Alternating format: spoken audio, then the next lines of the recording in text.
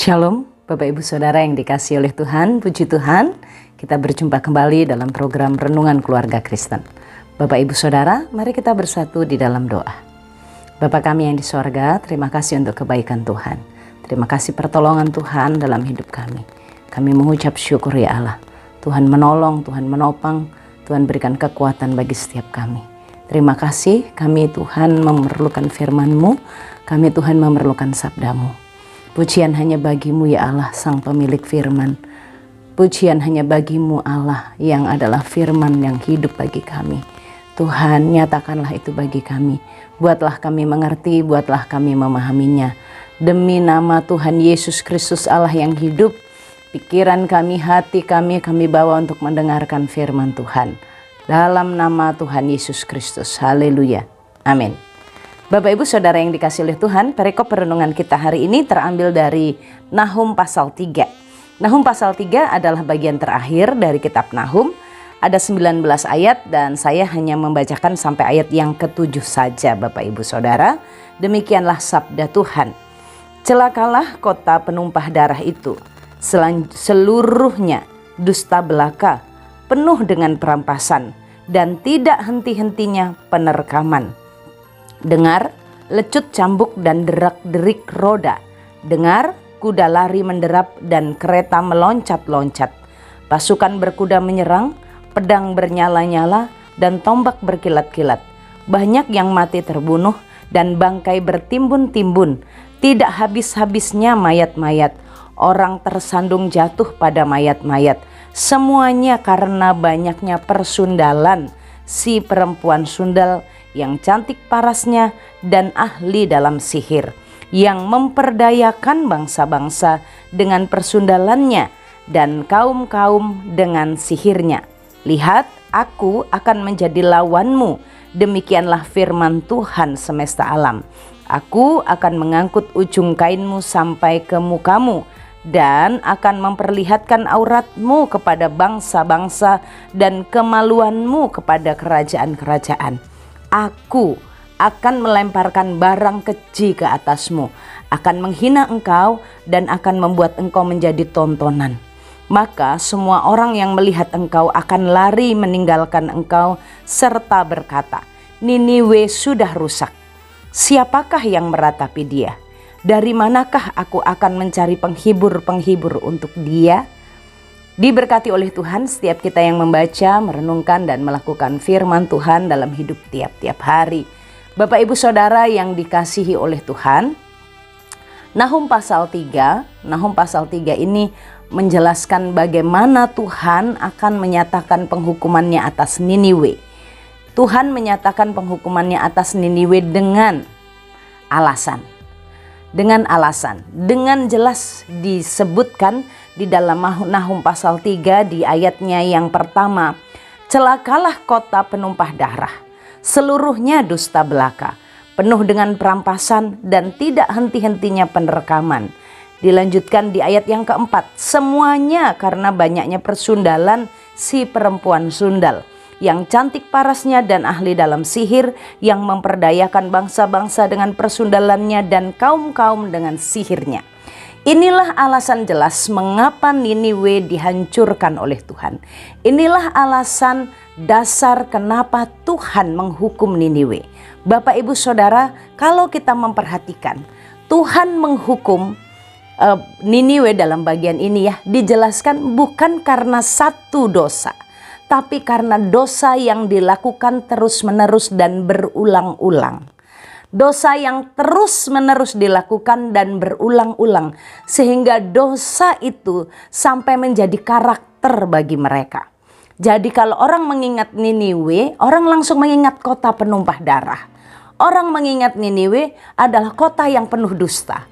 Orang mengingat Niniwe langsung mengingat kota itu penuh dengan perampasan, penuh dengan kekejaman, penuh dengan ketidaksetiaan, suka merayu seperti perempuan sundal, suka menggunakan sihir agar orang-orang bisa jatuh cinta, bisa mengikuti apa yang menjadi kemauan Niniwe. Bapak Ibu Saudara, inilah dasarnya bahwa Tuhan melihat, bahwa Tuhan melakukan penghukuman karena kejahatan Niniwe. Bapak Ibu Saudara, tidak ada dosa yang dibiarkan oleh Tuhan. Tidak ada dosa yang dibiarkan dengan tanpa penghukuman. Tidak ada orang yang bebas jika hidup di dalam dosa. Seakan-akan kok masih terus menerus ya. Jadi Niniwe ini yang mereka lakukan Bapak Ibu Saudara. Jadi mereka menipu, mereka berbohong, ya mereka menipu, mereka memeras, mereka mengambil paksa, merampas. Yang digunakan itu bahwa apa yang mereka inginkan, kalau yang memilikinya itu misalnya menahan, mereka akan mengambil dengan paksa, merampas. Jadi bangsa Niniwe ini bangsa yang memiliki kekuatan luar biasa dalam perangnya. Saat mereka menginginkan milik-milik tetangga mereka, bangsa-bangsa milik tetangga mereka ya, bangsa-bangsa mereka itu memiliki tanah, memiliki daerah-daerah yang bagus, Niniwe akan mengambilnya dengan paksa, merampas. Bapak Ibu Saudara, perampasan ini bukan hanya sekali dilakukan oleh Niniwe, tapi ini terus berulang. Kalau dia menginginkan sesuatu lagi milik, oh ini milik bangsa yang lain lagi, karena mereka kuat, mereka akan ambil dengan paksa. Mereka akan merampasnya dengan paksa. Menyakiti orang lain, yang penting dia untung, yang penting dia dapat. Itulah yang dilakukan Niniwe. Dan Tuhan melihat itu terus dilakukan berulang. Karena mereka tidak merasakan bahwa oh ini sudah salah terus mereka bertobat, tidak. Oh ini menguntungkan aku, besok lagi dipakai lagi tuh caranya, merampas lagi. Besok lagi digunakan lagi untuk merampas karena untuk mendapatkan keuntungan bagi dirinya sendiri. Orang lain susah nggak masalah. Karena yang penting diriku aku dapat, ini yang aku inginkan, ini yang aku mau. Untuk mendapatkan apa yang dia mau, dia pakai cara menipu, dia pakai cara sihir. Bapak Ibu Saudara yang dikasih oleh Tuhan, tidak ada dosa yang bebas dari hukuman. Allah melihat, Allah memperhatikan apa yang Niniwe lakukan. Perampasan, penipuan yang dilakukan, penerkaman, ya seperti binatang buas ya Bapak Ibu Saudara. Kalau ingin mengambil mangsanya tuh gitu ya, diterkam seperti singa, merampas dan tidak henti-hentinya. Tidak henti-hentinya, menunjukkan berulang. Bapak Ibu Saudara, bagian ini menjadi pelajaran penting bagi saya dan Bapak Ibu Saudara kita sebagai orang-orang percaya. Kadang kita merasa menipu ya, menipu, berbohong demi kebaikan itu ya it's okay gitu, bagus, baik-baik saja, orang lain juga melakukan. Sehingga kadang kita menjadi menormalisasikan dosa itu menjadi hal yang normal. Berbohong demi kebaikan normal, baik, banyak orang melakukannya. Saudara-saudara, mencontek itu ya normal, anak-anak sekolah pada umumnya juga nyontek. Jadi itu sudah normal, nggak dosa lagi tuh menyontek. Masa nyontek aja dosa, hal kecil sederhana aja. Nanti sesudah jadi mahasiswa, ini ya jadi pelagiat, mengambil copy paste gitu ya, copas, ya karena itu bukan kerja, ya sama aja itu mencuri. Karena itu bertumbuh dari waktu masih kecil.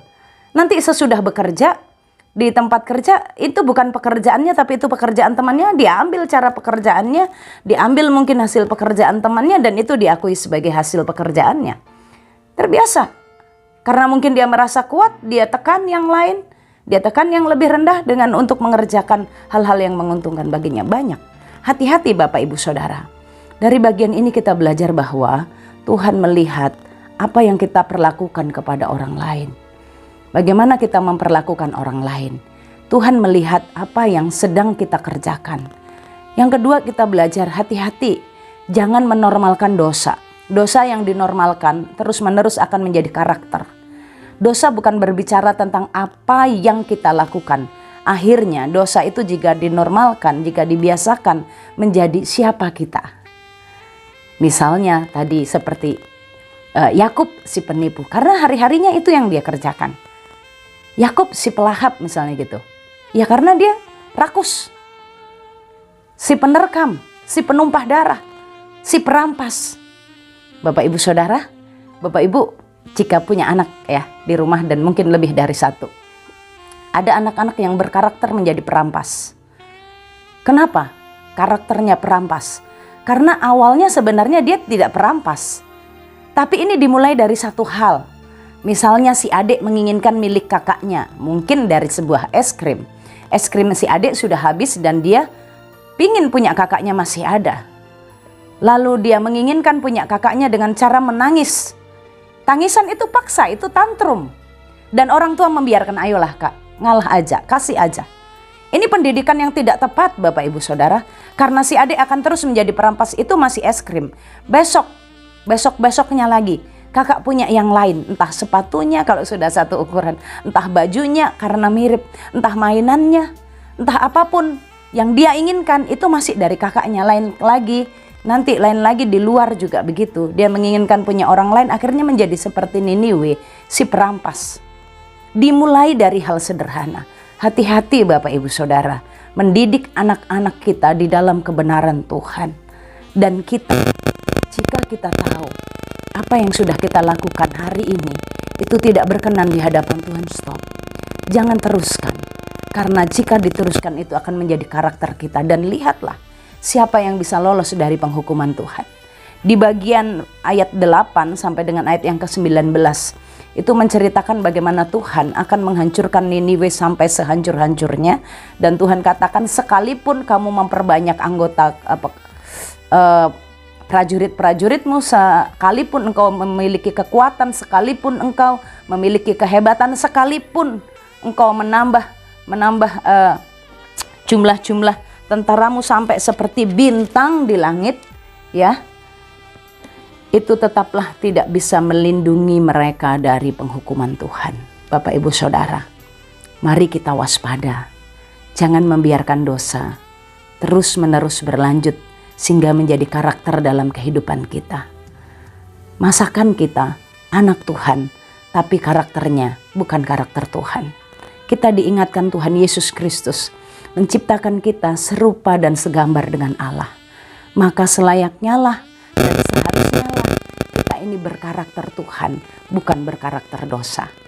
Tuhan Yesus menolong memberkati kita, memberkati keluarga kita, menjaga dan memberkati Bapak Ibu Saudara dalam pengasuhan anak-anak, dalam menjalani hidup masing-masing bersama dalam pekerjaannya. Tuhan memberkati kita Bapak Ibu Saudara dalam relasi suami istri.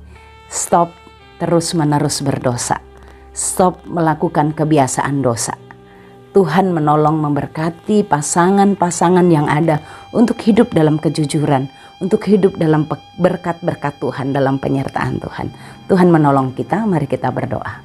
Bapa kami yang di sorga, terima kasih hari ini Tuhan menolong memberkati kami dengan firman-Mu ini. Tuhan, terpujilah nama-Mu, Engkau mengingatkan kami untuk kami sungguh menjaga hidup kami, menjaga hati kami, menjaga pikiran kami ya Allah. Terpujilah nama-Mu Tuhan Yesus yang terus mengingatkan kami betapa dosa itu sangat merusak kehidupan kami. Bapa di sorga, jaga lindungi setiap kami dalam relasi suami istri, dalam relasi orang tua dan anak, dalam relasi pekerjaan. Tuhan berkati kami. Ya Allah, apa yang sedang terjadi dalam kehidupan Bapak Ibu Saudara yang sakit, Tuhan sembuhkan, Tuhan tolong. Yang dalam pergumulan keuangan, Tuhan berkati usaha pekerjaan mereka agar sungguh mendapatkan pertolongan Tuhan. Berkati setiap rumah tangga yang sedang dalam perjuangan untuk memiliki keturunan. Tuhan berkati. Berkati anak-anak muda yang sedang berjuang dan sedang merindukan Tuhan, pasangan hidup yang takut akan Allah. Berkatilah setiap mereka. Terpujilah nama-Mu Tuhan Yesus. Hari ini kami mau melangkah bersama dengan Tuhan dan di dalam berkat Tuhan. Arahkan hatimu kepada Tuhan dan terimalah berkat-Nya. Tuhan memberkati engkau dan melindungi engkau. Tuhan menyinari engkau dengan wajah-Nya dan beri engkau kasih karunia. Tuhan menghadapkan wajah-Nya kepadamu dan beri engkau damai sejahtera dari sekarang sampai selama-lamanya. Amin. Shalom, Tuhan Yesus memberkati.